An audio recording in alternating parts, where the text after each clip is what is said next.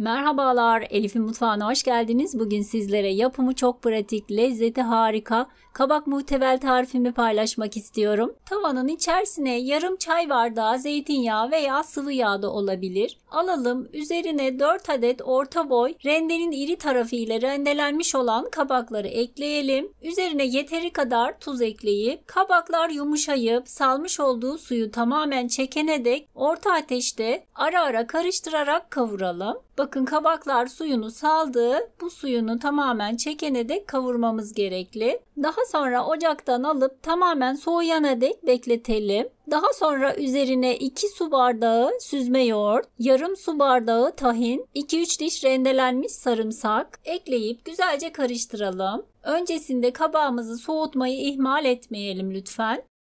Servis tabağına alalım.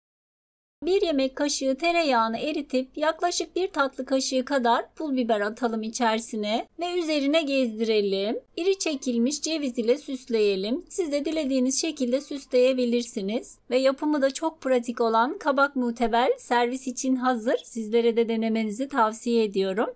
Videomu izlediğiniz için teşekkürler.